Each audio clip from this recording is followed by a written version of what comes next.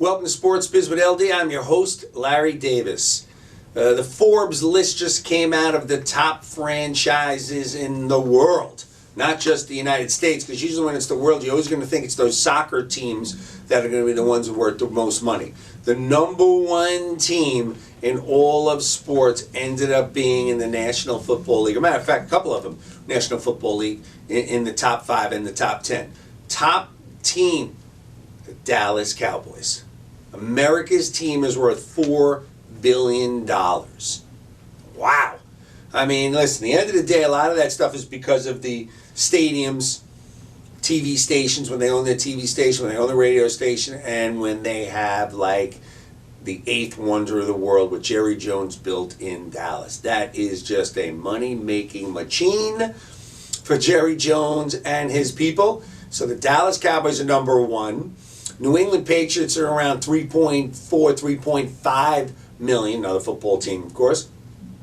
Yankees are up there, 3.2 million. I'm sorry, billion. 3.2 million. That's nothing. That's what they operate every day. 3.2 billion. And then a couple of those soccer teams round up the top 5 in the top 10. Also are a couple of the football teams. The Giants are over 3 billion. And also the Washington Redskins. Look at that. Redskins suck. Can't do anything right. But nation's capital, own the building, still dealing with the controversy that it's changed their name from the Redskins to something else, which I totally disagree with. That's been their name. All of a sudden now the Indian people are upset with it. Come on. It's no disrespect. I look at it as respect. Redskins, what's wrong with that? What were they saying wrong? But so that rounds out that the Forbes list. And it just came out also that every NFL team, everyone, is worth $2 billion or more. Are you kidding me? $2 billion or more has nothing to do with all the problems they have had. And again, those are the problems everybody talks about because the few of the many are bad. You know, come on. And then Goodell, I love how people act like, oh, during Goodell's run, Roger Goodell, the commissioner of the NFL, during his run, the NFL has grown to these ridiculous numbers. That's true under his tutelage while he's been commissioner, but come on. NFL's the number one rated show on the Nielsen ratings every week. Top 5, couple in the top 10. Even if it's a Sunday night game, a Thursday night game. I mean, please. Roger Goodell didn't have to do much. Okay, these stations, DirecTV, Dish Network, well, Dish Network doesn't have it, DirecTV, NBC, CBS, Fox, ESPN, were just doing whatever he said. He threw out a number and they just went for it. Or he said, you give me a number and listen, it's got to be 5 times the amount. They don't care. It doesn't matter. The amount of money that gets thrown at the NFL is crazy. So please, it's not like Commissioner Goodell is the reason that the NFL has grown to ridiculous numbers, the heights that no one can even have imagined. He's still dealing, let's not forget, with all these billionaires. Everyone who owns the team, everyone who owns a team is a billionaire anyhow. So what's the difference? They're all billionaires. What do you think? They're not smart businessmen? They didn't get to owning an NFL team without being a brilliant business guy.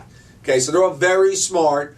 They tell Goodell what they think. They're on all these different committees, and he's basically their mouthpiece. Please don't tell me it's all about Roger Goodell. Staying with football,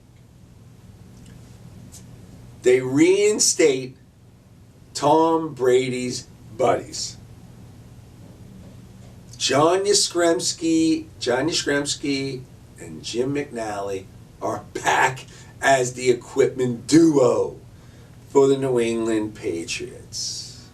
There we go. Everything's fine. Nothing happened. The golden boy Tom Brady wins. This is the stuff that makes Goodell look like a moron. Okay? Get all this money. Like I said, he would have made the money anyhow. I mean, how do you not got this stuff down? Where do you come up with these? You got all these committees, all these people who help you make decisions. All these decisions you've been making are terrible. They're not okay. They're terrible. Think it through. Like anyone else in business, make the better and right decisions.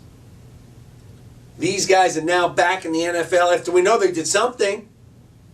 They did something because the balls were deflated. They touched the balls. They were the last ones to touch the balls. I mean, give me a break.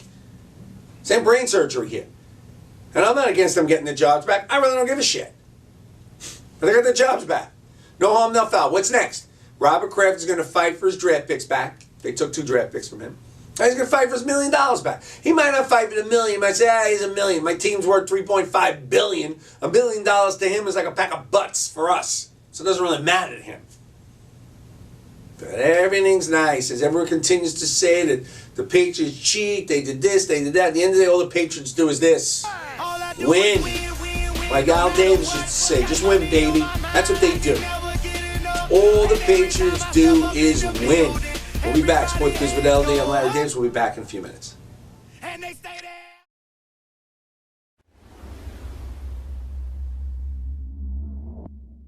Hi, I'm Tim Stead. I'm from Star Communications. We're a marketing support company. And if you need help with your next marketing project, please call 273-1900 or you can go to our website, starcommunications.us.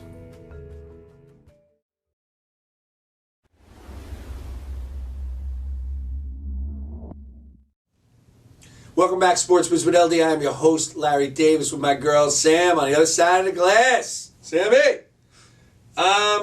So let's get into a couple more things we want to talk about. Let's talk about the Yankees almost getting swept by the Blue Jays last week. So besides the list, we all know the Blue Jays are a better team. The Blue Jays win the division. The Yankees hopefully will get a wild card. Whoop-de-doo. Big deal. You know, you want to spend $250 million and get a wild card and think that's okay? That's fine. That's the world we live in. And again, I told you the numbers early in the show, 3.5 billion or whatever, 3.2 billion the Yankees are worth. It don't matter. I've said it so many times. It doesn't matter if there's no one in those seats and people aren't buying tickets. That's not where teams make their big dollars. TV, radio, own the stadium. That's the money. Ticket sales are a little extra. Concessions are a little extra. It's not the big thing. Okay, it doesn't really matter in the realm of those numbers, of those top 3 things. You're not even touching them with ticket sales. But the embarrassment for the Yankees, and I don't remember this ever happening in I don't know how many years, that Toronto Blue Jays are in town and you're watching the game with the seats aren't packed anyhow as usual at Yankee Stadium. Even they throw these numbers at you, which is all bullshit. But you're hearing "Let's Go Jays" in the stands? And you see so many Blue Jays jerseys in the stands? I mean, are you kidding me? Where are all these people every day? Oh, I'm the biggest Yankee fan. You're so full of shit, all these people with I'm the biggest Yankee fan. Please, stop telling me that. Just watch your games, enjoy it, get the entertainment out of it. Stop with the biggest fan. You're not watching every game. I don't care. You're not, a retired guy might have a shot, and he's not going to do it because it's too boring, baseball. When you can hear it on TV, and I'm sure the announcers acted like they didn't hear it, "Let's go Blue Jays" at a Yankee game? That's a problem. That's an embarrassment. The Yankees deal with the nobody sitting behind home plate and just tell you all those people didn't come to the game, they're all sold. Whatever, who cares? But "Let's go Blue Jays," and you look around that stadium and see all the Blue Jays jerseys, that's a problem. That's an embarrassment. Again, is it hurting money? Absolutely not. It doesn't matter. You can't hurt that machine, that conglomerate, forget it. You're not hurting the Yankees, not putting a dent. But embarrassing is the only thing you can do to that franchise. Even the last couple of years not making the playoffs. Oh, they didn't make the playoffs, big deal. They moved on, still got tons of money from all their sponsors, didn't matter. "Let's go Blue Jays"? Ugly. I don't like it at all. Any Yankee fan should not like that at all. We're selling our tickets to Blue Jay fans because the Yankees don't get it, and that's okay. And that whole Yankee ticket exchange, they're controlling it. Yeah, what are you controlling? You're selling to all these Blue Jay fans who are coming in yelling, "Let's go Blue Jays." Deal with the Yankees. That's a problem. I don't like it. I think it's embarrassing. It's not going to hurt the money, which is really all you care about, so I don't really know what will happen with that. One last thing I got to talk about here is Kyle Flood. I've met Floody a few times. Nice guy. I heard on the radio yesterday they talked about, they see him at all these charity events. I don't know what the hell that means. The guy has 7 arrests in the last couple of weeks on his program. to have an email of him to a professor about one of the students' grades, which every college coach knows that's a no-no.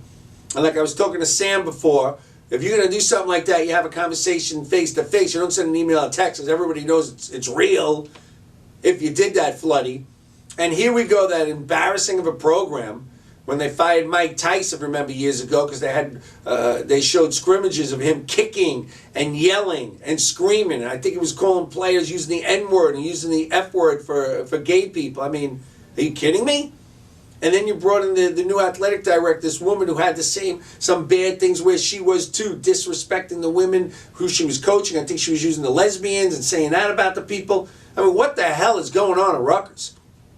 And then on top of it, what do you do to Kyle Flood? You suspend him 3 games and fine him $50,000 when the guy's probably making $1 million a year? Are you kidding me? Floody, I think you're a nice guy. I've met you a few times, and it's great that everybody says you're a nice guy and you go to charity events. You're out. You can't control your program. It's embarrassing, and it's more embarrassing than to give you a slap on the wrist. You're done. Get rid of Kyle Flood. The guy is representing Rutgers in a bad light. Sorry, that's the way it goes. You need to represent correctly. You need to be a guy that the parents are going to look and say, yeah, I want you watching over my child. This is who you want watching over your child? He can't control the players. Now you're going to say, well, listen, the 18, 19, 20-year-olds, you can't control what they do when they're not on the field. You're right. But the bottom line is, he's not able to. All these other coaches are there hiding it, or it hasn't been in the papers, or as bad as it has been for Kyle Flood. Floody, you're out. Rutgers, have the balls. Get rid of Floody. Football team sucks anyhow. It's never that good anyhow. You play some ticky-tack teams and end up okay, and everyone gets in a bowl anyhow. So that's a joke when you want to tell me you're in a bowl game. Okay, even when you had Schiano here, I don't know what he did. Another one just talked a big game. You got in these bowl games. Everyone's in a bowl game.